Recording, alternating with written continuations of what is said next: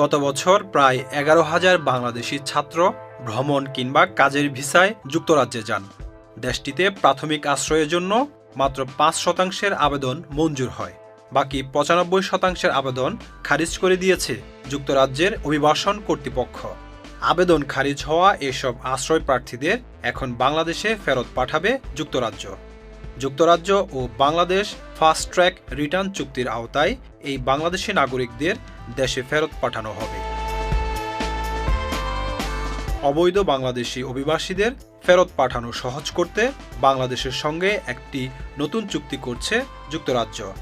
চুক্তির আওতায় যাদের আশ্রয়ের আবেদন খারিজ হয়েছে, যারা বিদেশি অপরাধী ও যাদের ভিসার মেয়াদ অতিবাহিত হয়ে গেছে, তাদেরও ফাস্ট ট্র্যাক পদ্ধতিতে বাংলাদেশে ফেরত পাঠানো হবে। যুক্তরাজ্যের অবৈধ অভিবাসন বিষয়ক মন্ত্রী মাইকেল টমলিনসন বলেছেন, অবৈধভাবে লোকজনের এখানে আসা ও থাকা বন্ধ করার জন্য অবৈধ অভিবাসীদের অপসারণ ত্বরান্বিত করা আমাদের পরিকল্পনার একটি গুরুত্বপূর্ণ অংশ। যুক্তরাজ্যের একটি গুরুত্বপূর্ণ অংশীদার বাংলাদেশ। এটা একটা চমৎকার ব্যাপার যে আমরা তাদের সঙ্গে বিভিন্ন বিষয়ে আমাদের সম্পর্ক জোরদার করেছি।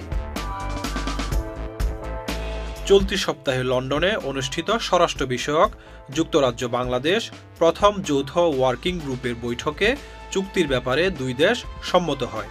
ওয়ার্কিং গ্রুপে উভয় দেশ অংশীদারিত্ব জোরদারে অঙ্গীকার করে, পাশাপাশি অর্থনৈতিক, সাংস্কৃতিক ও সামাজিক বিষয়ে সহযোগিতা জোরালো করতে প্রতিশ্রুতি দেয়।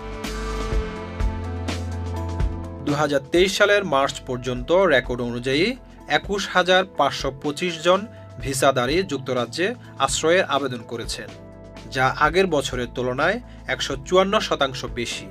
হিসেব অনুযায়ী যুক্তরাজ্যের ভিসা নিয়ে প্রবেশকারী প্রতি 140 জনের মধ্যে একজন দেশটিতে আশ্রয়ের আবেদন করেছে। অবশ্য যুক্তরাজ্য থেকে অবৈধ অভিবাসীদের ফেরত পাঠানোর প্রচেষ্টা এটি প্রথম নয়। গত বছর যুক্তরাজ্যে থাকার অধিকার নেই এমন 26,000 লোককে তাদের দেশে ফেরত পাঠানো হয়, যা 2022 সালের তুলনায় 74% বেশি। Mohammad Zubair, channel I online.